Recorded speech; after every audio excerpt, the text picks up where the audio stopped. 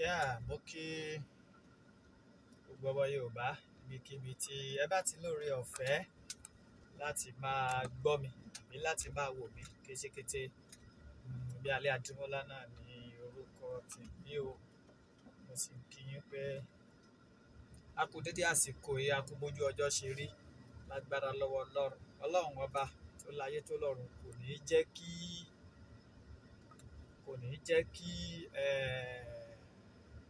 ní jẹ́ àbábà ikú. Gbogbo tí ń dùn ní kálukú lọ́kàn yìí kò ní ọjọ́ Sunday Ọlọ́run yóò ṣíjú àánú wò wá, yóò ṣàánú wa pẹ̀lú gbogbo tó ń wù wá lọ́kàn. Àlùbáríkà àwọn tí Olódùmarè tó kó ilé ayé lé lọ́wọ́. Mo kí yín o, ó lù yín lọ́gọ ẹnu wípé ẹ kú ìfọmọnìyàn ṣe, ẹ kú kó lè dá, ẹ kú gbogbo ẹ̀. Ó tiẹ̀ jẹ́ wípé ó rí bákan, àmọ́ a dúpẹ́ f'Ọlọ́run. Kí ni mo fẹ́ sọ̀rọ̀ lé lórí lónìí? Mo fẹ́ sọ̀rọ̀ nípa àwọn olórí burúkú on loan app yẹn tí wọ́n ń yá àwọn èèyàn ńlá, wọ́n ń yá àwọn èèyàn lówó. Ẹ tiẹ̀ dúró ná, kí ni ìdí táwọn èèyàn fi máa ń yá owó ná? Mo lérò pé ìdí tí wọ́n fi ń yáwó ni wípé wọ́n ní ìpèníjà ní ọ̀nà kan àbí kejì pé wọn ò ní agbára láti ṣe nǹkan tó fẹ́ ṣe ní àkókò tí wọ́n fẹ́ ṣe yẹn. Wọ́n sì apply lórí ilé iṣẹ́ yín. Àkọ́kọ́ náà ṣé àwọn tí apply ní ilé iṣẹ́ yín kì í wò wọ́n dáadáa ni. Tẹ́fi wá máa ní èèyàn kan gba loan lọ́wọ́ yín, ìgbàdániyẹ wá gba loan o, orúkọ àwọn tó wá fi ilẹ̀ ó fi yàn kálẹ̀ as guarantor, ẹni yẹn lẹ́wàá máa pè tàbí try kẹ́ máa wọnú personal information ẹ̀ kẹ́ bẹ̀rẹ̀ sí ní barú ẹni bẹ́ẹ̀ lórúkọ jẹ́. Kí ló dé? Lórí èlò ẹ tún wá máa wo àwọn ẹ̀yin olórí burúkú yìí o. Owó tá a máa ń sọ̀rọ̀ nípa ìbí kẹ́lòmí kí kan yá 10,000 lọ́wọ́ yín, yá 15,000 lọ́wọ́ yín. Ní àwọn owó tá à ń sọ̀rọ̀ nípa owó tí ò là wọ́n. Àwọn èèyàn wá sọ́dọ̀ yín kẹ́ ràn wọ́n lọ́wọ́, ẹ tún kàn kún sòro wọn. Nígbà bá yá 15,000 lọ́wọ́ yín tẹ́ ẹ fi gba 29,000 sẹ́ni pé lórí burúkú ni gbogbo ẹ̀yin ọ̀n ló hàpù ilẹ̀ ní jèrè. Ẹ ti sọ ọ̀pọ̀ àwọn ìyá wa, bàbá wa, ẹ ti sọ wọ́n dá lápá tension. Àwọn àbúrò wa, àwọn ẹ̀gbọ́n wa, àwọn tá a jọ jẹ́gbẹ́ táwọn wípé àwọn lè rí bọ́tẹ́ bí yín náà kọ́. Bí ó ṣe bí ìjọba tí ò ṣẹ̀tọ́ tó jẹ́ kí gbogbo rẹ̀ ó di fíagan débi páwọn èèyàn àti rówó jẹun nígbà míì ó ṣòro tí wọ́n wá ń yá 10,000 5,000 lọ́wọ́ yín tẹ́ ẹ wá ń times 3 rẹ̀ mọ́ wọn lọ́wọ́. Ẹ times 3 rẹ̀ mọ́ wọn lọ́wọ́, ẹ tó bẹ̀rẹ̀ sí ní pè wọ́n, ẹ máa fi call threatening wọn, ẹ máa fi ṣe gbá kan. Ìjọba Nàìjíríà ṣe dáadáa lórí aspect yẹn o. Èmi sì rò wípé gbogbo ẹ̀yin tẹ́ ẹ̀ ń ṣe ìjọba látòrí senate rep gbogbo yín, ó yẹ kí àkíyèsí yín kó lọ sórí kíní yẹn. Ẹ ní láti gbé ìgbésẹ̀ lé lórí. Wọ́n pọ̀ báyẹn o, mo kọrúkọ wọn lẹ̀ ní o. Cash farm, Soko loan,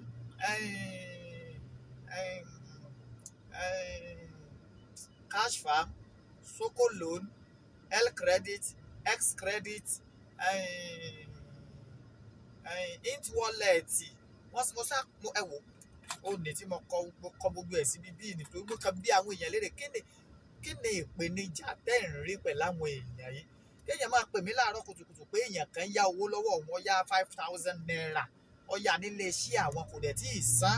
Ìgbà tí ọ̀wá tí ì san yẹn, àwọn rí pé mo wà nù guarantor kíní kan. Tí bá wà nù guarantor, àkọ́kọ́ nígbà tí ó fi ó kọ́ ọ́lẹ̀ ṣe é pè mí láti bíbí léèrè pé tọ́ o, ìwọ́de guarantor o, ẹni ìfẹ́ yá owó o.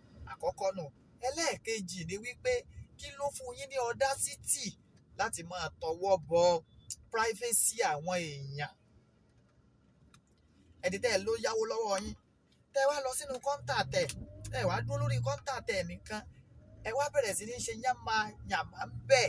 Àgbogbo yín pátápátá lẹ́ kò bínú Ọlọ́run. Ó dẹ̀ mọ̀ pé ìyà ń jẹ ọ̀pọ̀ àwọn ọmọ èèyàn tí wọ́n ò lè fọhùn síta. Gbámúlé láǹtà gan ọ̀fẹ́ burú tó tẹ̀yìn on loan app rándanràndún òfò yìí. Èmi fúnra ra mi nísìn, ẹ ti pè mí lónìí tí mo jí, ẹ ti pè mí tó 20 times tẹ́ ẹ̀ introduce oríṣiríṣi loan app. Èmi ò nílò owó yín àbẹ́ ìwà gbà mí ni. Bẹ́ẹ̀ ṣe ń pe àwọn èèyàn nìyẹn, wọ́n wá gba owó lọ́wọ́ yín tán. Ṣé tó ní bùkátà tó wá gbowó lọ́wọ́ yín tán, wọ́n bá ti wá gbowó yẹn tán báyìí, ẹ wá bẹ̀rẹ̀ sí ní fitimize, ẹ bẹ̀rẹ̀ sí ní fìtínà ìgbésí ayé wọn. Kí ló dé? ẹ̀yin sẹ́nítọ̀ wa ẹ̀yin rẹ́ẹ̀pù wa ẹ bá wa bójú wò ó,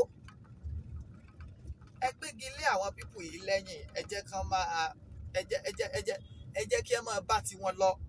ọ̀pọ̀ ilé iṣẹ́ yẹn dẹ̀ nìyí àwọn èèbó rẹ́dẹ̀rẹ̀dẹ̀ yẹn ló ní. ọ̀pọ̀ àwọn ibi tí aláàtì ń yáwó yìí àwọn èèbó yẹn ló ní. àtúwá ń pò nínú oko ẹrú kan bọ́ síbi. sẹ́wọ̀n pé kò yẹ kó máa rí bẹ́ẹ̀. ẹ àpò nínú oko ẹrú kan à ń bọ́ sí mi. ẹ yá àwọn èèyàn wa lówó, ẹ wà máa fogun mú wọn, ẹ bẹ̀rẹ̀ sí ní ṣe oríṣiríṣi nǹkan pẹ̀lú wọn. eléyìí ò dáa tó. ó kù díẹ̀ káàtó, ìwà àbàjẹ́ tó tó láyé yìí ò sí. ìfà ẹ̀yin tẹ́ ẹ ní lónà àpò yẹn gan, ó yẹ wọ́n máa yẹgi fún yín ni. ó tiẹ̀ wá táwọn olórí burúkú. ọ̀rẹ́ mi kan lòun ń ṣe kinní kan. irọ́ ọ̀rẹ́ mi kan ó ní à ń pe òun jọ kà bẹ́ẹ̀ wọn náà ṣe pè mí náà wá dẹ̀ ní ẹ̀ lò mo ní ẹ̀ lò. ẹni tó yáwó ẹni ó lọ sàn kò ní í dáa fún ọ. èlò ó ní 6,000 naira but owó yẹn ti wá pé 14,000 mo ní ha èyàn yá 16,000 ó yá 6,000 ẹ ti wá bá a ṣáájọ ó ti pé 14 ibo lẹ ti fẹ́ kó rí. mo ní tó yẹ pé wọn náà ju irú olórí burúkú ara rẹ tó ń sọ̀rọ̀ yìí,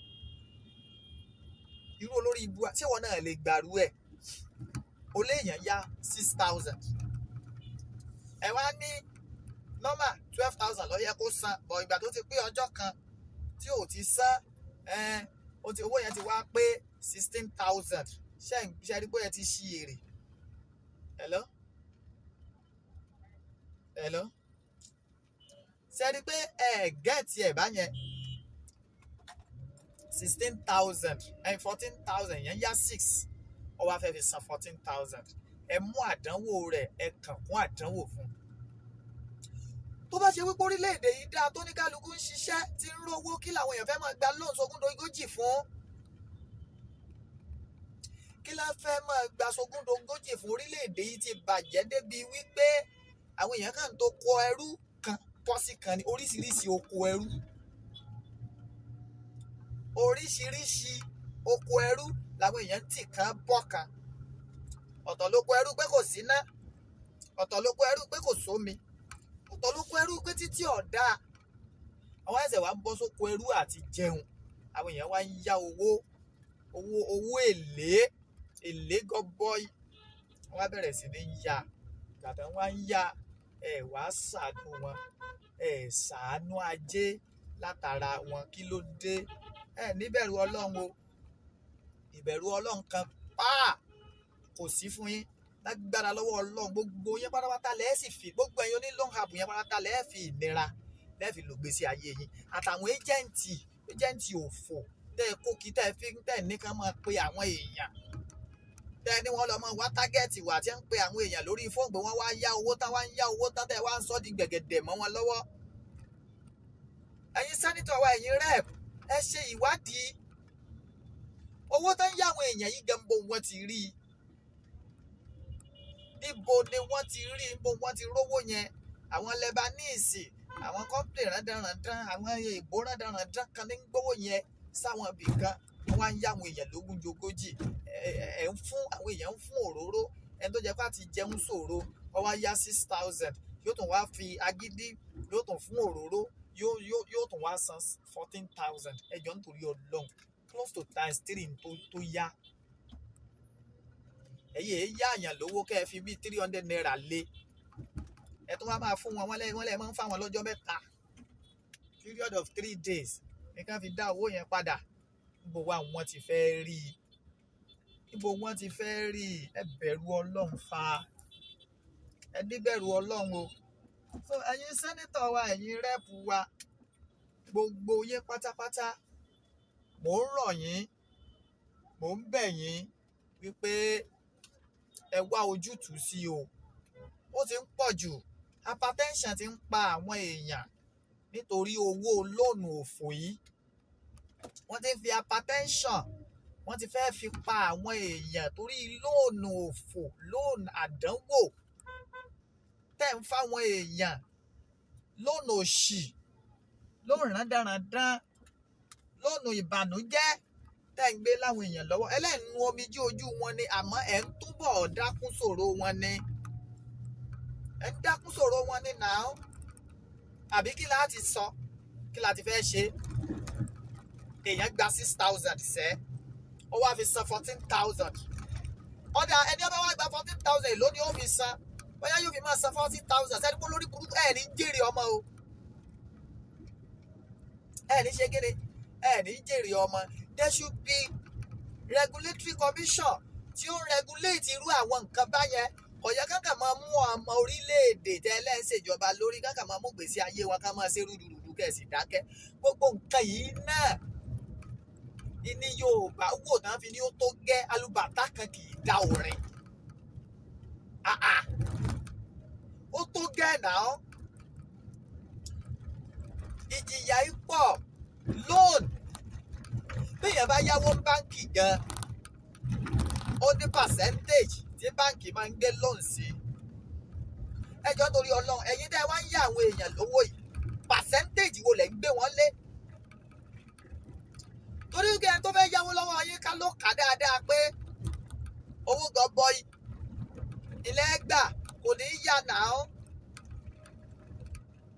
ẹ̀ tó wá ní sànú ẹ̀ ẹlòmíràn sọ fún yín bó ń síkì ẹnì kó dìde lórí sick bed kọ́ lọ wá owó tí yín ni o kò ní í dáa fún yín kò ní í dáa fún àtó ní àwọn iléeṣẹ́ yín yẹn gbogbo yín pátá lẹ́ẹ̀fì nira ló gbèsè ayé yín torí àwọn tí ń yáwó lọ́wọ́ yín kìí ṣe ìrọ̀rùn náà fi ń yá kìí ṣe ìrọ̀rùn inú fìtínà inú ìdààmú kan lá wà tẹ́nà fi wò pé ó yẹ kẹ́yìn lè nu omi ojú àwọn nù tí wọ́n fi yá owó yẹn náà wọ́n wá yá ẹ̀ tó wá kàn ká dánwò fún wọn gbogbo yín pátápátá lọ́lọ́wọ́ kàn fún àdánwò fún. ìjọba Nàìjíríà bó bá wù yín ẹ ṣàtúnṣe lé lórí bó bá wù yín ẹ má ṣe é Yorùbá nation ò ní fààyè ìgbárù nǹkan báyẹn kí làwọn èèyàn tiẹ̀ fẹ́ yáwó fún nígbà tí gbogbo nǹkan bá ń lọ ní sẹrẹrẹ wẹrẹrẹ tí gbogbo nǹkan bá ń lọ bá ti kọ̀wé ẹ̀ tí àwọn èèyàn ń ṣe kíni tí àwọn èèyàn tí ń rí iṣẹ́ ṣe tí ń rí owó ná lásìkò tó yẹ ká ná owó tí kì í ṣe wípé wọ́n ń ṣiṣẹ́ bí erin wọ́n ń jẹ̀jẹ̀ ìlírí tí ń ṣe kíni tí ń rí gbogbo nǹkan ṣe bó ti yẹ ká ṣe ẹ bẹ̀rù Ọlọ́run o ìbẹ̀rù Ọlọ́run kò sí fún yín gbogbo ẹ̀yin onílò app yìí ìbẹ̀rù Ọlọ́run ò sí fún yín aníyá kan pè mí ìyá ẹ̀ rẹ̀ ń sun ẹkún bí abẹ́ àgbẹ̀ nígbà tó mú rí tí wọ́n fẹ́ yá ẹ̀ lówó lóní kọ́ mọ̀ òun bò ń yá òun ọ̀wá mọ̀ pé òun ọ̀tá ìyá tí yóò ta o ẹ gbà ká mú ni Ọlọ́run bá yín sá mo ní láti wá 3,000 naira láti fún ìyá yẹn ẹ dákun ẹ lọ fi kún kọ́ mọ́ ètè lọ́ọ́ bá yín san kí ló dé nígbà tí èsè gbọ́múlé láńtà gbogbo àwọn nǹkan tó yẹ kẹ́ ẹ regulate ẹ nǹkan tí ó yẹ kẹ́ ẹ ṣe lẹ̀ ń ṣe Nàìjíríà ẹ ti sọ àwọn ọmọ Yorùbá sí oko oh God ara ń ní àwọn èèyàn ìnira dé báwọn èèyàn still ẹ dẹ̀ ránjú kalẹ̀ káwọn oní loan app yìí náà ò tó máa fi nira kún nira fáwọn èèyàn ìnira wá ń kún ìnira fún àwọn èèyàn kò yẹ kó rí bẹ́ẹ̀ o kò yẹ kó rí bẹ́ẹ̀ bí ti wulẹ̀ fún mọ́ mo dẹ̀ fẹ́ kẹ́ ẹ rántí wípé bó pẹ́ bóyá ìtí ń bí ìyẹn ó bí yín o gbogbo ẹ̀yin dẹ̀ ń darí ìgbésí ayé wa rúdurùdu ìtí ń bí ìyàn yóò bí yín tábà níjọba kan ṣe dáadáa máa ń sọ fáwọn èèyàn pé ṣàdúrà pé bí ṣe ń darí ìgbésí ayé wa kọ́lọ́kọ́ darí ìgbésí ayé rẹ bẹ́ẹ̀ wọ́n wà nílé ṣàtẹ̀ òun náà mọ̀ pé kò mú yes àná mọ̀ pé kì í ṣe nǹkan tó mú yes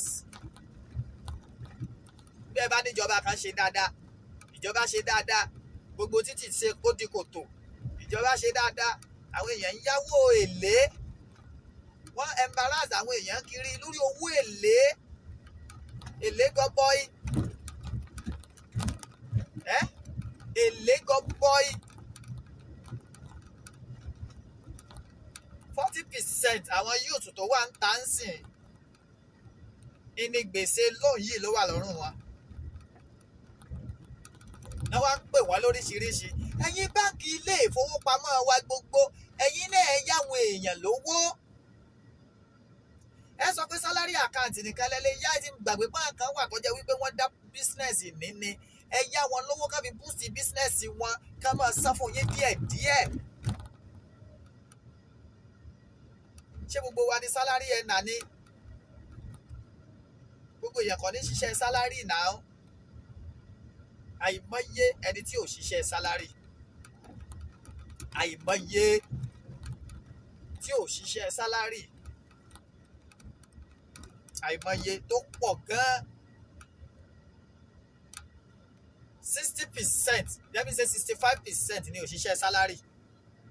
Ẹjọ́ nítorí ọlọ́gbẹ́ ẹ̀ bá wá ní bẹ́ẹ̀ wọ́n sì ń dá owó.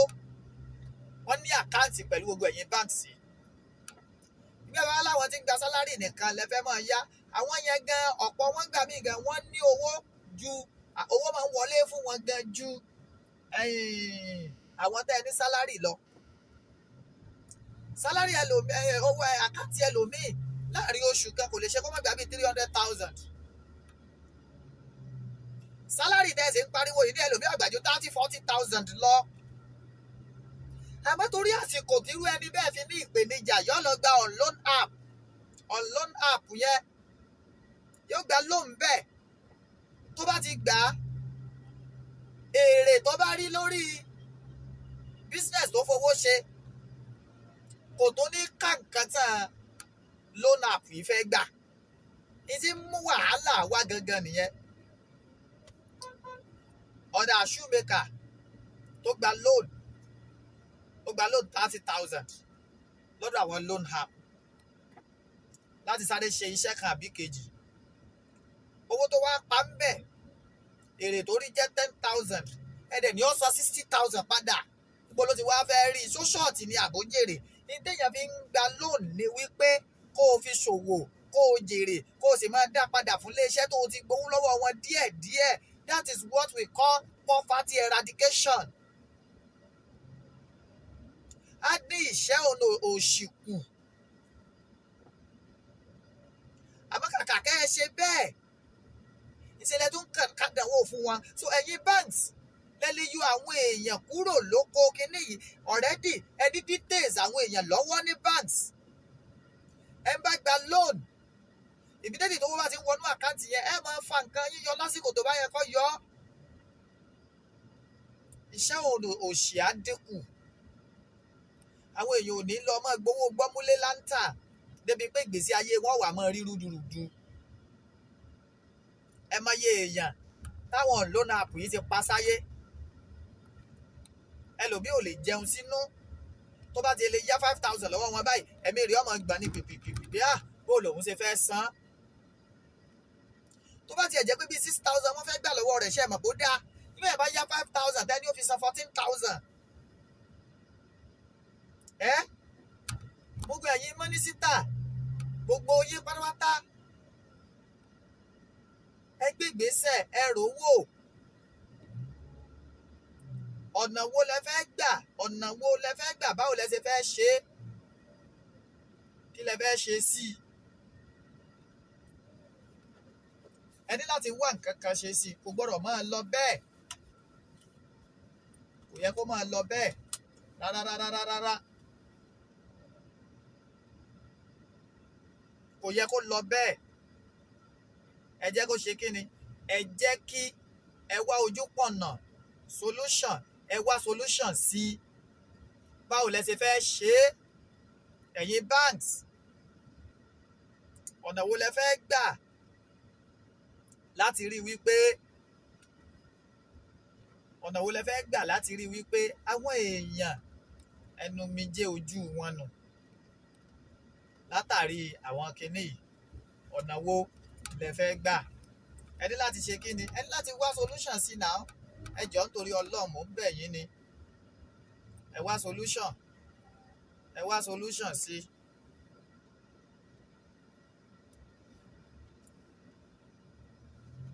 Ẹ wá solution sí bí yóò ṣe kí ni? Bí yóò ṣe di rírí gbà ẹ wá máa yí àwọn èèyàn ẹ wá sọ di rúdurùdu mọ́ wa lọ́wọ́ kò yẹ kó rí bẹ́ẹ̀ o. So èmi ń fi àkókò yìí mo fi ń bẹ gbogbo ẹ̀yin banks pé ẹ jọ̀ọ́ ẹ̀yin ni kẹ́ ẹ mú ayé dẹrùn fáwọn èèyàn ẹ yọwọ́ kí là ń kó gbogbo loan apps yìí kúrò ẹ yọ kí là ń kó wọn kúrò ẹ jẹ́ má jẹ́ ká pa àwọn èèyàn tán fún hypertension lórí kíni fún kíni kíni má bàa ṣe mo fọlọ́n bẹ̀ yín o ẹ yọwọ́ kí là ń kó wọn ẹ yọ kúrò ẹ dẹ̀ ṣe kíni ẹ make sure pé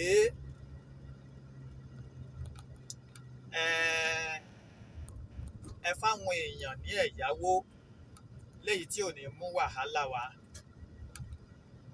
ẹ̀yáwó léyìí tí ò ní kó ìdààmú bá ìgbésí ayé wọn àti báńkì bá yáàyàn lówó ẹ wọ́n rú Access Bank nísìnyí wọ́n láwọn fi 0.3% interest lé ẹjọ́ kí ni 0.3% 0.3% kí ni kò nítumọ̀ náà ẹ wá fi wí àwọn tó fi 70% lé lóhùn fáwọn èèyàn gbogbo ẹ tí fara ní àwọn èèyàn ara ò ní o náà gbẹ̀yìn ní o tọmọtọmọ o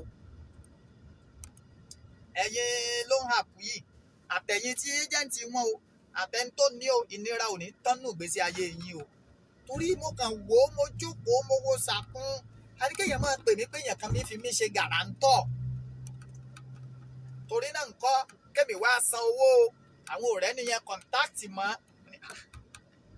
bó lè yẹn ṣe fi mí ṣe gàràǹtọ̀ ọ̀dà gàràǹtọ̀ èlò ó ní 6,000 naira àti ẹ̀ ọ́ bàjẹ́ ni 6,000 torí 6,000 naira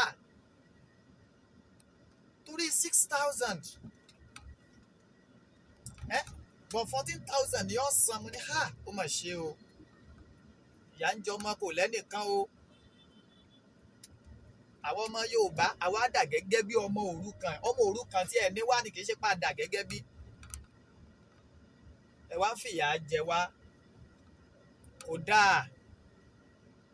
dáa ní ti ń bí èèyàn láyé yóò bí yín o S-credit L-credit int wallet soko loan àwọn òtún nínà wọ́n ní cash farm wọ́n sáka wọ́n jọ rẹpẹtẹ àwọn tí mo kọ́ lẹ̀ wọ́n ń lọ bíi 13 àwọn tí mo lè rántí ni mo dárúkọ yẹn ẹ wo branch wọ́n ní branch ń yáyàn ló mo lọ ṣe investigation wọn àti fair money ẹ̀yẹn ó dà pé àwọn olórí pípé ló ní àwọn yẹn ò gbé ìṣòro sáwọn èèyàn lọ́rùn jùjùjù ẹ náà bí ìgbà tí báǹkì yáyàn lówó ni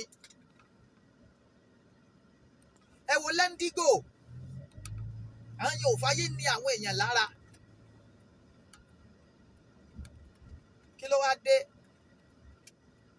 tílé ayé tẹ wá fi ń yọlé ayé lẹ́mìí àwọn èèyàn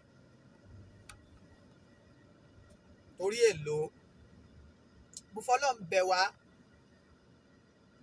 ẹ jọ nítorí Ọlọ́run ẹ̀yin banks please find something to do about this loan apps. Federal Government of Nigeria abẹ́ ẹ̀yin láti ń ṣiṣẹ́ àmọ̀bọ̀yẹ́ fún wọn ní lancet àmọ́ tó wáyé pé ẹ fún wọn ní lancet ẹ withdraw ẹ regulate wọn ká tó pa àwọn èèyàn tán tẹ́ bá wá gba gbogbo ẹ̀ lọ́wọ́ wọn tán kẹ́ ẹ wá bá wọn banks sọ̀rọ̀ FCMB Access Bank GTB First Bank ká fún àwọn èèyàn àwọn olókoòwò kéékèèké ká fún wọn ní loan kì í ṣe dandan ní ká jẹ́ salary earner níwọ̀n bá àgbà tí wọ́n bá ti ní capacity and ability to pay that money you will go through their transactions ẹ lọ through transaction wọn lẹ́ẹ̀fì mọ̀ pé bóyá àwọn eléyìí o wọn ò rí owó yín dá padà àbí wọn ò ní rí dá padà tó bá ti jẹ́ pé wọ́n ò rí dá padà ẹ yá wọn náà instead tí àwọn lóònù yìí tí wọ́n ó fi mú ìgbésí ayé wọn tí wọ́n ó fi jẹ́ polúkúrú musu A lot of people are suffering and smiling because of these loan people. Loan of 18. When it is not Bamule Lanta. Loan. This loan of 18. Ìnira yìí pọ̀ náà. Ẹ fàyè ayé ẹ fi ń ni àwọn èèyàn lára. Ẹ fi ń ni wọ́n lára gan gidi ni o. Ẹ fàyè ni wọ́n lára gidi gan. Gidi sàn-sàn. Ẹ fi ń fàyè ni wọ́n lára. Ẹ bẹ̀rù Ọlọ́run. Ẹ rántí ọjọ́ àtúbọ̀tán. So I'm appealing to the Central Bank of Nigeria. Please make life meaningful for the citizens. Ẹ jẹ́ kí àwọn èèyàn ó tiẹ̀ dunnú díẹ̀. Gbogbo èmi loan app yẹn cancel all those loan apps. Ètí ẹ̀ bá ti lè regulate ẹ cancel ẹ̀. Ìfara ní àwọn èèyàn ó ti pọ̀ jù. Ó ti pọ̀ jù. Ó ti pọ̀ lápọ̀ jù. Then another thing, àwọn ní POS ẹ jọ̀ọ́ ẹ regulate wọn. Ẹ bá gbowó POS mi. Wọ́n dẹ̀ tún máa yọ owó yín lọ. Ó ti ṣẹlẹ̀ sí mi lénìí. Mo ní 5,000 lákàntì láyé lọ́rùn. Mo dẹ̀ bẹ̀ sí rí withdrawal. Debit alert 1,000, 15, 500, 500, 500 títí 5,000 yẹn sì fi tán. Mo fi ọba tó ní ẹ̀mí mi búra. Láì mẹ́ntì ń gbowó. Bí a bá wá pè lọ́wọ́ ní sáré block ATM mi, mo ní láti sáré block ATM. Ẹ̀yin náà wo ntẹ́ ẹ dálẹ̀ ìjọba. Ntẹ́ ẹ dálẹ̀ fún wa nu. Ntẹ́ ẹ dà sí alágbádá tá à ń rún bígbà téèyàn bá rún gúgúrú. Ìyà yìí pọ̀. Ìnira yìí pọ̀. Ó tó gẹ́ fìtínà yìí pọ̀. Ẹ bá wa wá nǹkan ṣe sí i. Ẹ bá wa ṣe kí ni? Ẹ bá wa wá nǹkan ṣe sí i. Àmọ́ èyí tó jà jù làwọn loan app yẹn. Complaint tí mo ti gbà. Complaint tí mo ti rí lọ́dọ̀ àwọn èèyàn dáhùn yẹn ti complain lọ́tùn lósì. Bẹ́ẹ̀ bá kọ epistele lé lórí, èyí ó ṣèwé ìwé akún èèyàn tó ṣe mí. Náà tán ti fara ní lórí pé ń gba loan app. Tí ẹ gba loan lọ́dọ̀ àwọn app òfò yìí. CBN, Central Bank of Nigeria, please do something about it. Then, èèyàn kan send message kan sí mi nínú àwọn tó gbowó olówó tán send message tán send so pé tó wọn ò bá san owó yẹn láàrin 30 minutes. Àwọn pa àwọn ṣe gbá àwọn ṣàwò wọ́n threaten àwọn èèyàn. Ẹ̀dùn náà sí téèyàn bá wá ya owó. Ṣé threatening ló wá kàn ni? Téèyàn bá ya owó. Ṣé threatening ló kàn?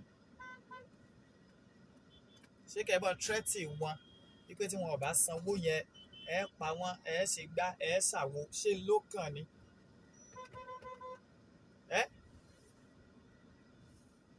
Kì í ṣe ló kàn náà. Ó kọ́ lọ́kàn.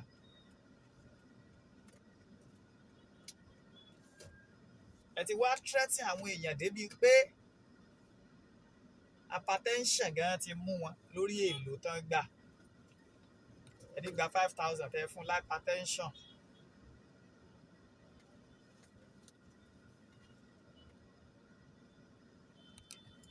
Ẹni gba 5,000 tẹ fún hypertension.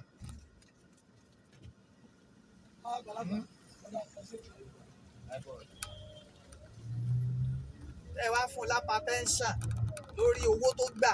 Báwo lẹ ṣe fẹ́ kó ṣe é? Ẹ ti kọ́lé ìranù sí lára. Ó tún ti rí nǹkan tá a máa run owó lé lórí. Hypertension. Ẹ ti fún hypertension náà. Torí tó bá ti jí báyìí kò ní lè sùn, kò ní lè wo. Yọba ronú pẹ̀yìn olórí burúkú yìí ẹ fẹ́ tó pe òun ní ìsìn dẹ́mọ̀ ní kò sá lọ san owó ni o wọ́n lẹ́ wá yọ lórí burúkú débi pé ẹ wà há nọ́mbà èèyàn kan fún èèyàn bíi 12 bẹ́ẹ̀ sì ń pè lẹ́mọ̀ pé àwọn tí ń bẹ lórí kọ́ńtàkì ẹ̀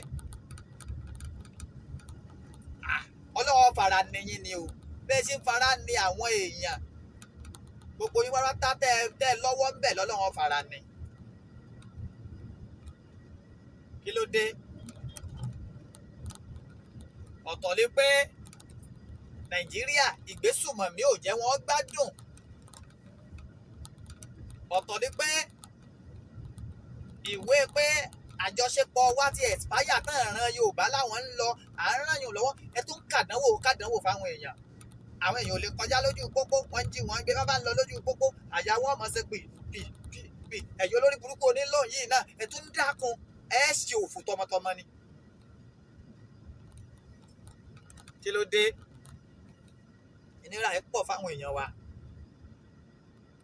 Ìnira yìí ṣe kí ni? Ó pọ̀ fún àwọn èèyàn wa. Ẹ fara ni wọ́n. Ìjọba iṣẹ́ yín dẹ̀ ni. Wọ́n láì lásọ lọ́rọ̀ pàká. Ó tóun àpéwò fọ́mẹ́ríwò. Kárí pé ẹ ṣe ojúṣe yé bó ṣe yẹ kẹ́ ẹ ṣe sáwọn èèyàn máa gba lóònù òfò. Ẹ̀yin báǹkì náà táwọn èèyàn ń dáwó sí torí téèyàn fi ń dáwó sí báǹkì tọrọ kọ́bọ̀ níjọ́ ebi. Torí ebi la ṣe ń tẹpá mọ́ṣẹ́. Torí kẹ́ ẹ lè jẹ́ olùrànlọ́wọ́ torí ọ̀pọ̀ èèyàn gbàgbà kí wọ́n fowó wọn pamọ́ sábẹ́ abẹ́ kí ló máa ń pè abẹ́ kánópì abẹ́ bẹ́ẹ̀dì. Àmọ́ torí pé wòkè náà bá tiẹ̀ ń lo báǹkì níjọ́ tí ìdágìrì bá dé báǹkì ó lè ràn wọ́n lọ́wọ́ ọ̀pọ̀ ẹ̀yin báǹkì yìí ẹ̀ ràn wọ́n lọ́wọ́ náà ẹ̀ ràn wọ́n lọ́wọ́ rárá. Ó dẹ̀ yẹ kẹ́ ẹ máa ràn wọ́n lọ́wọ́ ẹ jẹ́ wọ́n máa rí ẹ̀yáwó gbà. Tá bá rí ẹ̀yáwó gbà mo fọlọ́ ń búra kò sí ti ń jẹ́ pé wọ́n ń lọ gba loan app. Ẹni tẹ́ ẹ ti ní BVN ẹ̀ lọ́wọ́ ẹni tẹ́ ẹ ti ní ATM card number rẹ̀ lọ́wọ́ ìbẹ́yìn náà lẹ́fún l'ATM tí ó bá sanwó yín BVN rẹ̀ ẹ ti mọ̀ bẹ́ẹ̀ ṣe fi withdraw rẹ̀ ní gbogbo àkáǹtì tí bá ń padà sanwó sí náà ìyẹn rọrùn. Báǹkì ẹ̀yin èé pé èèyàn èé dààmú àwọn èèyàn ẹ mọ̀ bẹ́ẹ̀ ṣe yọwó yín ìyẹn ni ká ẹ jẹ́ kó continue. Ẹ̀yin èé fún yàn lápá tẹ́ńṣán nígbà táwọn èèyàn ò ní gbọ́ 100 million lọ́wọ́ yín ẹ mọ̀ àwọn tẹ́ ń fún 500 million ẹ̀yìn ẹlẹ́lẹ́ ní ẹjọ́ mọ̀. Àbáwọn tó jẹ́ wípé bíi ká gba 20,000 30,000 40,000 50 100 500 láti fi sáré dá sí òkòwò wọn. Mo fọlọ́ bẹ̀ yín ẹ bá wa wá ojútùú ẹ bá wa wá sí kó tó di pé gbogbo loan app yẹn wọ́n gbẹ̀mí àwọn èèyàn tán kò sì ní í dá ká mẹ́mí àwọn èèyàn ká gba gbogbo ẹ̀mí wọn tán o lórí ìkéne lórí owó tí ò tó kankan lórí owó tí ò nítumọ̀ lórí owó tó ẹgbẹ́ tẹ́lómi bá tiẹ̀ fi tí gbọ́ kan yóò wí owó tóun fi ń ṣe fàájì gan ó pọ̀ jẹ́ léyìí lọ jìnnàjìnnà. Àbá àti gbọ́ ẹni tó yá 6,000 naira ẹ ti mọ̀ pé ìnira ló fi yá. Ìnira ló fi ṣe kí ni ló fi yá. Kò yẹ kẹ́ ẹ tó jí ó fi ìnira san. Ẹ yá 6,000 lọ́wọ́ yín tẹ́ wá lẹ́ fún lọ́jọ́ mẹ́ta kó fi dá padà. Ẹ wá gba 14,000 tí yóò ní dá o. Ṣé ká ló lè rí láàrin ọjọ́ mẹ́ta ṣé yóò gbà lò lọ́wọ́ yín? Tó bá tiẹ̀ tó wá rí ẹ̀ tí ẹ̀ wá bá fi bí 1,000 naira lé.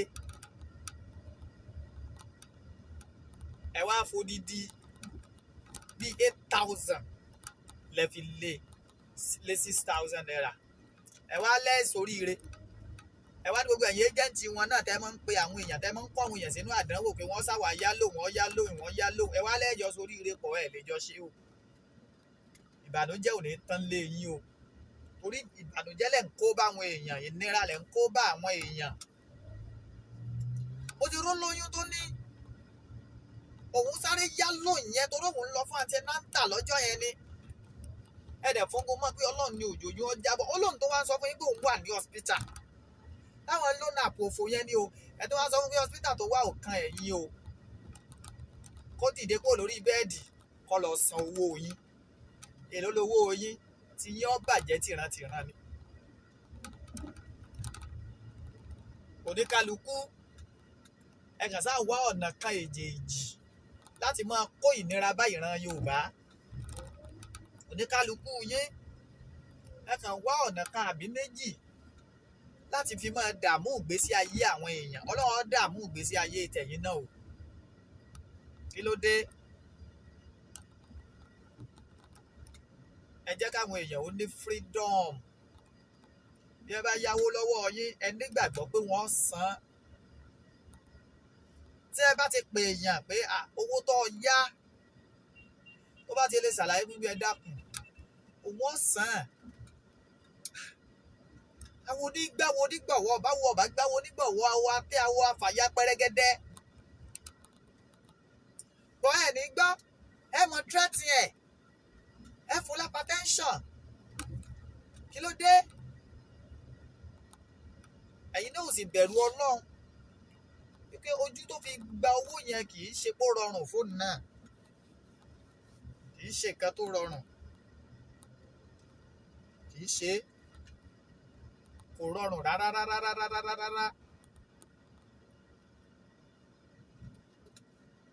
ó nílò owó lásìkò yẹn ló fi gbà á ní tó sì torí rẹ̀ gbà ó lè má tíì padà manifest kó má tíì rí èrè rẹ̀ àwọn kan tẹ́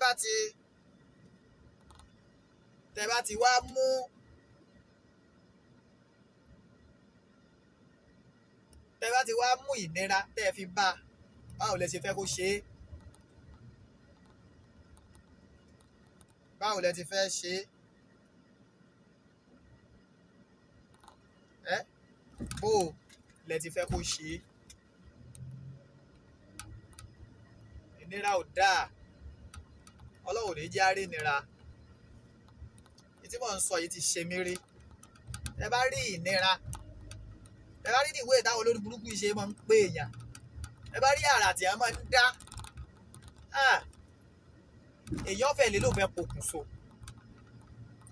láwọn online app yìí online loan app yẹn ẹ bá rí tí ẹ máa ń fojú àwọn èèyàn rí ẹlòmíì wọ́n fẹ́ lè mú gamalé torígbà ìpè bá ń lọ ní ìṣẹ́jú eléyìí ó pè ọ́ tọ̀hún ó pè ọ́ ọ̀dà lórí 6,000 tí èèyàn bíi 15 bá wá ń pè èèyàn ẹyọ owó kan ṣoṣo ṣe é mọ̀ pé ìgẹ́tà sí bí ìṣekéne ìgẹ́t as it be ìnira yẹn ti pọ̀ jù ìnira yẹn ó ti ṣe kéne ó ti pọ̀ jù ẹ ti ń ní àwọn èèyàn lára jù ẹ ti ń ní wọ́n lára jù o ẹ ti ń ní wọ́n lára jù ó ti pọ̀ jù so I'll be using this opportunity to call on Central Bank to please regulate all this online app. In fact, they must arrest one. Start arresting them. Start prosecuting them. They need to be prosecuted. Yes, they need to be prosecuted. Torí ó ti fẹ́ pa àwọn èèyàn tán. Téèyàn bá sì fẹ́ kó pa àwọn èèyàn tán. Àfi kí èèyàn tètè gbé ìgbésẹ̀ tó tọ́ àtèyí tó yẹ lórí wọn. Téèyàn bá gbé ìgbésẹ̀ tó tọ́ àtèyí tó yẹ lórí wọn. Wọ́n pa àwọn èèyàn tán o. Torí wọ́n create 99% hypertension kìíní lé wọn lórí. Lé àwọn èèyàn lórí náà create. Lọ́sànwó nísìn tó o bá san igbá kan àwo kan ẹni tí ò lówó àyà rẹ̀ ọmọ ṣe pì. bọ́ ẹ tó jẹ́ àrò nídàkejì náà ṣẹ́bi wọn ni kì í ṣẹ̀bi wọn náà bí ọba ṣe ìjọba tí ò jí gìrì sójúṣe ẹ̀. ní London lamẹ́ríkà wọ́n ń fáwọn citizen wọn ní loan láti gbé gbèsè ayé ìrọ̀rùn. lọ́dọ̀ tí wá ń bí kàkàkà rí lóònù ikú là ń rí. ibi táwọn èèyàn dẹ̀ ti rí lóun wọ́n dẹ̀ ń gbà pọ̀ wọ́n mọ̀ pé oko àánú náà ni. bí bàbá wa gbà tán ni wọ́n wá di nǹkan míì sí ẹ lọ́rùn. àmọ́ ká ní wípé ìjọba ṣe ètò tó tọ́ àtèyí tó yẹ ni láti máa ran àwọn èèyàn lọ́wọ́ ẹ má gbàgbé pé wọn ò ní gba lóyún ẹ o wọn ò ní gba atọ́ kí lèèyàn fẹ́ gba lóhùn fún nígbà tí gbèsè ayé rẹ bá dà tó dùn tó dán mọ̀ràn ìmọ̀ràn yín tó ní di 100,000 tó gbà ní báǹkì ẹ tí wọ́n fún ẹ tó dá padà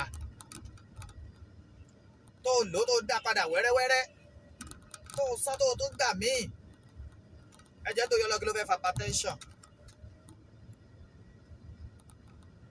kò sí tó fẹ́ fa hypertension náà hypertension ò tiẹ̀ lè wá tí irú ẹ̀ bá tó bá ń ṣẹlẹ̀.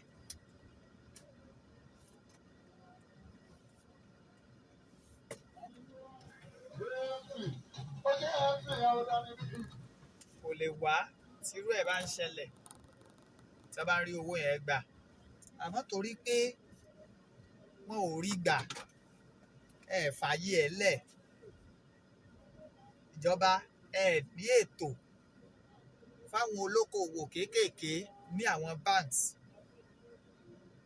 torí tó bá wà ní ẹni tó gba 500,000 tó fi ṣe business ó ti mọ̀ pé èrè lòun ó jẹ automatically yóò fẹ́ dá padà torí yóò fẹ́ gbà míì tí owó orí rẹ̀ ò sì pọ̀ jù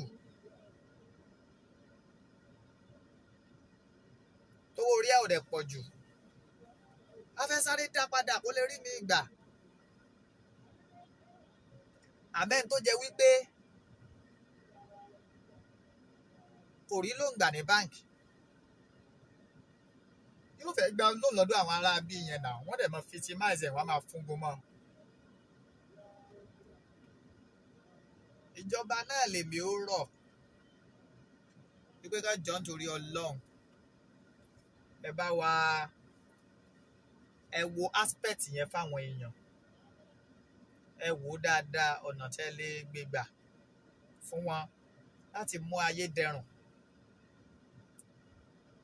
ẹ má jẹ́ kí ìnira yóò pa àwọn èèyàn ìnira yẹn ti ṣe kí ni ó ti pọ̀ jù ìnira ti ṣe kí ni ó ti pọ̀ jù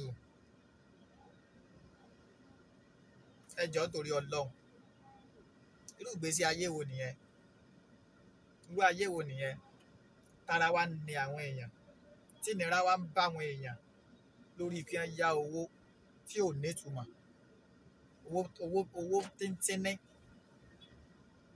owó tíntínní wá dowó tó fẹ́ gbẹ̀mí wọn owó tí ò nítumọ̀ owó jámbélé owó jámbélé owó péńkélé àbí 10,000 naira 6,000 8,000 ẹ wá torí ẹ̀ tẹ́ ń fáwọn èèyàn lápá tẹ́ńsọ̀n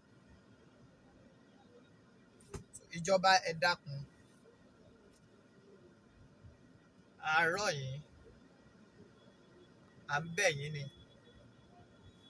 ẹ mú gbèsè ayé àwọn èèyàn ní ọ̀kúnkúndùn ẹ jẹ́ kí àwọn èèyàn kí ìgbésí ayé wọn ó tún wà more meaningful ẹ wọ́n jẹ́ káwọ́ loan app yẹn ó fi hypertension ọ̀pọ̀ pa wọn.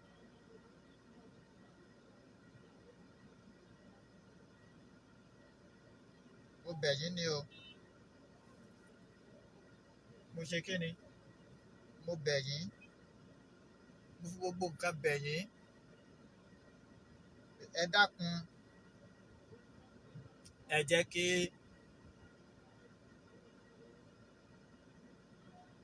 kí kíni ẹ jẹ́ kí ìgbésẹ̀ kó lọlé lórí.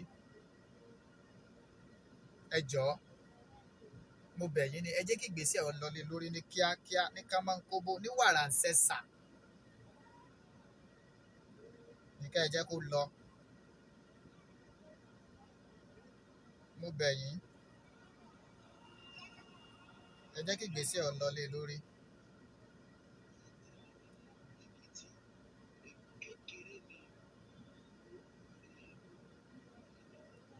Ẹ jọ̀ọ́ ẹ jẹ́ á ṣe kíni ẹ jẹ́ á gbé ìgbésẹ̀.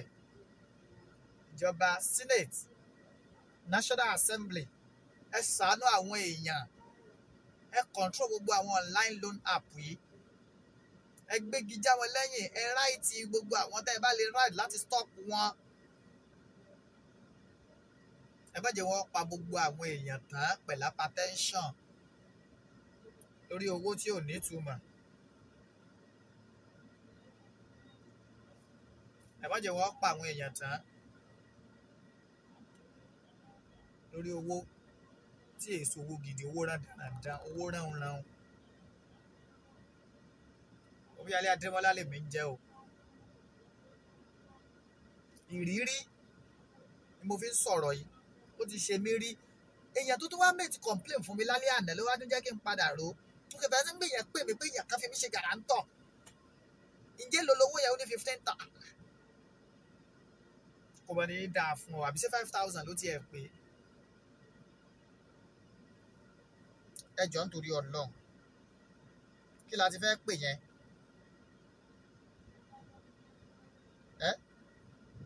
Kí la ti fẹ́ pè?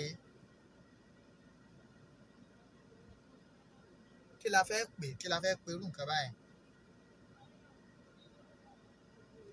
Mo fọlọ́ bẹ̀ wá ìjọba, ẹ̀yin náà jí gìrì sí ojúṣe yín.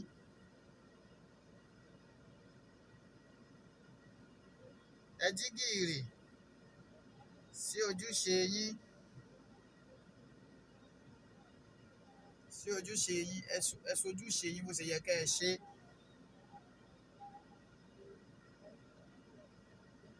Ẹ sojúṣe yín o.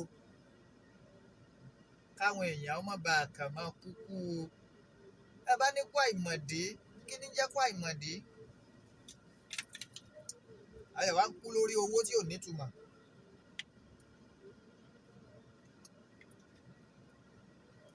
Ẹlòmí ò lè gbégbèsè ayé ìtara tiẹ̀ torí pé ó yáwó lọ́wọ́ àwọn online app. Àwọn online app ó ti bà ayé ẹ̀ jẹ́. Wọ́n àdì ó nísinmi. Lọ sanwó lórin tí wọ́n ń kọ. Bẹ́ẹ̀ kò ló lọ. Kí ni yóò wá ṣe?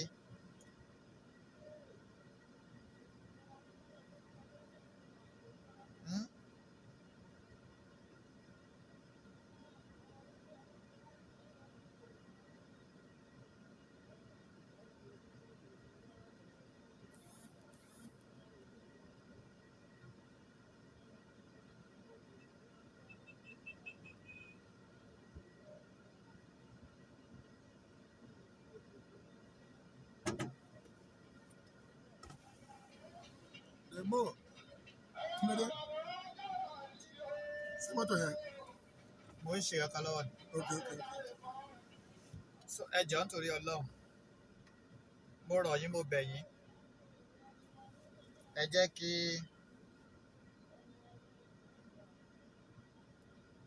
jẹ́ kí a mọ̀ tá à ń ṣe. Kíjọba jọ̀ọ́ ẹ tiẹ̀ kọ́ káńsù gbogbo ẹ̀ náà. Ẹ kọ́kọ́ lé gbogbo wọn dànù. Ẹ káńsù wọn pátápátá. Tẹ́ ẹ bá tètè gbé ọ̀bọ gọ̀gbẹ́, ọ̀bọ padà gbé gbogbo àwọn èèyàn bọ̀gbẹ́ o. Tẹ́ ẹ bá tètè tẹ́ ẹ̀ tètè wá àtún ojúṣe sí i.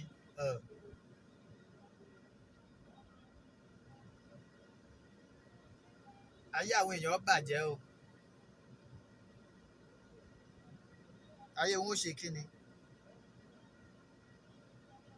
Ayé wọn bàjẹ́ ju bó ti wà yẹn lọ. Ìdí náà tẹ́ ẹ fi gbọ́dọ̀ wá ojútùú sí i, tẹ́ ẹ fi gbọ́dọ̀ wo nǹkan tẹ́ ẹ lè ṣe láti control damages tí àwọn people in cost. Damages tí ń cost ju goods tó good tí ń bẹ lọ. Ẹ ti yá àyàn lówó ẹ̀ tó fi lọ́rùn lẹ̀ ẹ fẹ́ gbàgbé sí ayé rẹ̀ jẹ́.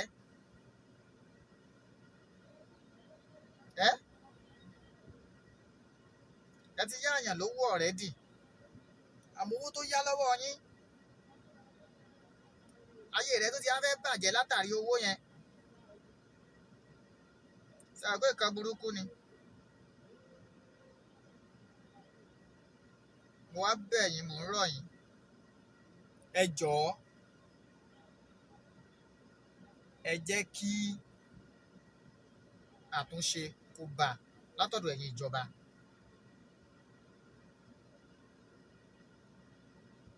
Ẹ jẹ́ àtúnṣe ó bá o.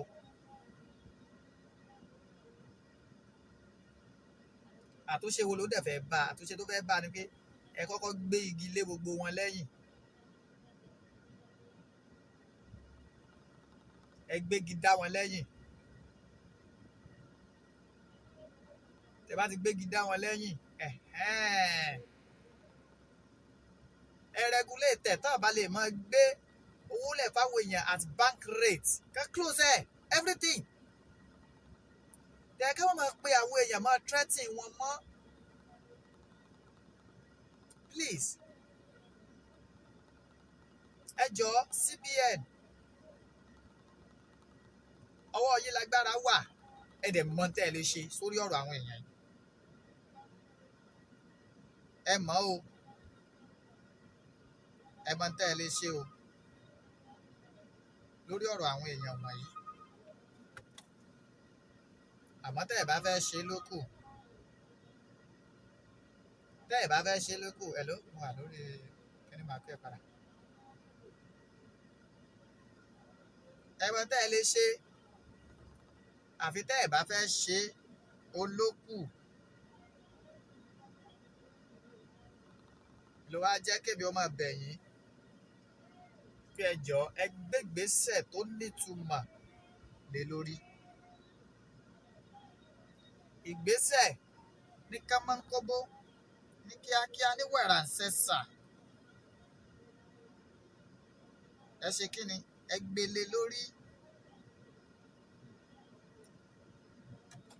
Ẹ jọ̀ọ́. Ẹ gbélé lórí o.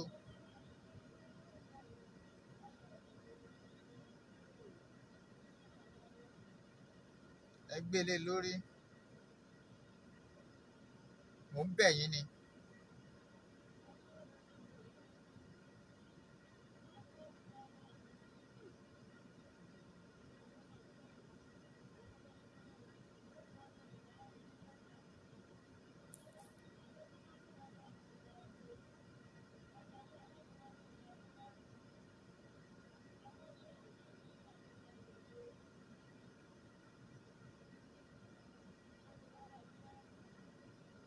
Ẹ jọ̀ọ́ nítorí Ọlọ́run. Mo bẹ̀ yín.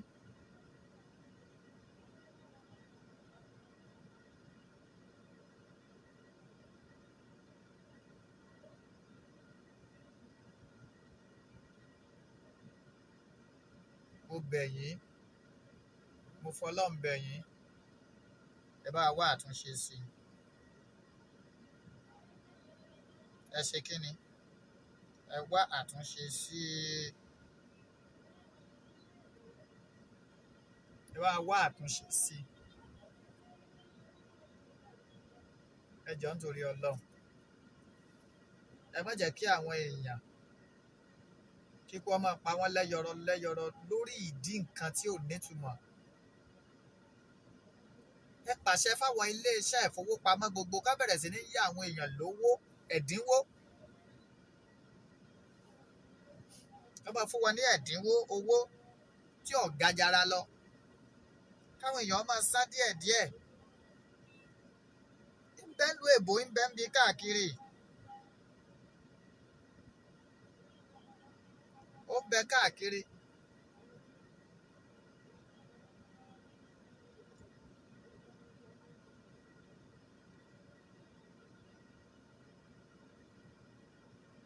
Ó ń bẹ káàkiri.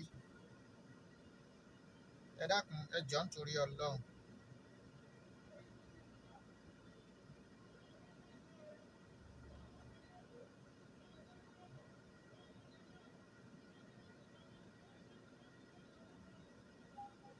Mo fọlọ́run bẹ̀ yín ni.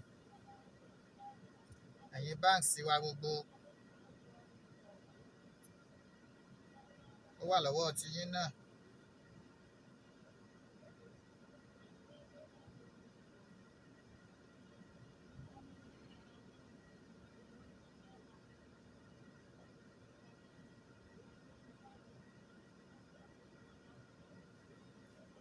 Ó ṣe kí ni? Ó wà lọ́wọ́ yín gbogbo.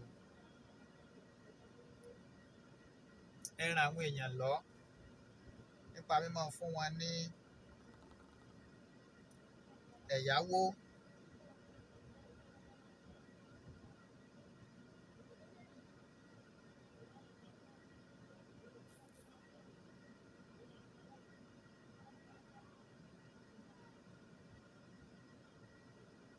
Ẹ̀yáwó tí ò ga jara lọ. Ẹ dákun. Mò ń bẹ̀ yín ni o. Àṣàkọ. Torí wọ́n ní ó ń bọ̀. Àwọn là á dẹ́ẹ̀dẹ́. Àwọn nìkan kọ́ là ń dẹ́ẹ̀dẹ́ báyìí o. Ojú là ń mú tó. Tẹ́ ẹ bá ṣe ètò tó tọ́ àti èyí tó yẹ fún wa fáwọn èèyàn, wọn à ní lọ máa yá owó tó lówó gbọ́múlé láńtà lèmi mú owó yẹn sí owó gbèsè. Àwọn loan app yẹn, àwọn tí ò láàánú lójú wọn láàánú àwọn èèyàn yẹn, ẹ yá wọn lówó, ẹ jẹ́ kí ayé wọn nítumọ̀. Àfàìmọ̀ gan kọ́ ẹ̀ pé bí wọ́n ṣe ń yá wọn lówó gan láńlọ́ọ̀dì Ògùn lọ sí ṣe kéde pé káwọn ẹni ẹlẹ́ni ọmọ rò owó san. Torí ẹ̀ tẹ́ ẹ yá 6,000 tẹ́ni ó fi san 14,000 bó lẹ ti fẹ́ kó ṣe é. Ẹ sọ fún mi, ìjọba bó náà ti fẹ́ kó ṣe é. Torí bí wọ́n fẹ́ kó ṣe é kò yé mi o. Mi mà bá yẹ fẹ́ kó ṣe é. Lẹ́yìn bá wá mọ bá yẹ fẹ́ kó ṣe é, ẹ jẹ́ mọ̀ o. Bọ̀ èmi ò bàbá ṣe fẹ́ kó ṣe é. Torí náà ńkọ́, ẹ jọ̀ọ́, ẹ dákun, ẹ bá wa fòpin sí i. Ẹ gbé wálẹ̀ ní wàràǹsẹ̀sà. Ẹ ṣe kí ni? Ẹ gbé wálẹ̀ ní wàràǹsẹ̀sà. Ẹ má jẹ́ àwọn èèyàn ó kú. Ẹ má jẹ́ àwọn èèyàn ó kú o. Ẹ má jẹ́ wọn ó kú o. Kíni yìí ti pọ̀ jù lára àwọn èèyàn. Ẹ̀yin banks, please look for every means to give people soft loans. Soft loans tí wọ́n máa san díẹ̀díẹ̀. Ẹ ti ń ṣe shoemaker, ẹ ti ń ṣe carpenter tó lè ráwọn owó kéékèèké gbà.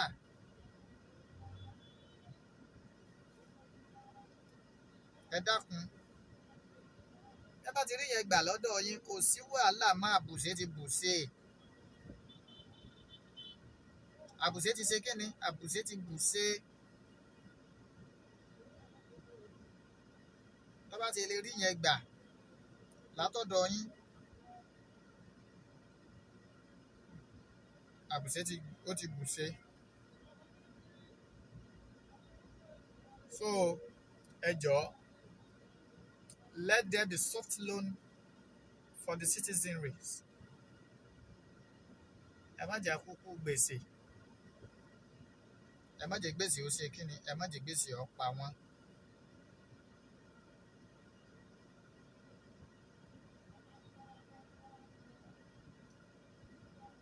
Ẹ má jẹ́ gbèsè ó pa wọ́n. Ẹ ṣé o. Mo dúpẹ́ lọ́wọ́ gbogbo yín pátápátá. Àmọ́ inú mi ó dùn tí gbèsè bá lè yá ká máa ń kọ́bọ́ lórí kíni. Ẹ má jẹ́ pípọ̀ yọ ọ̀pá àwọn èèyàn tán. Ẹ ṣé mo dúpẹ́ o. Ẹ ṣé gan.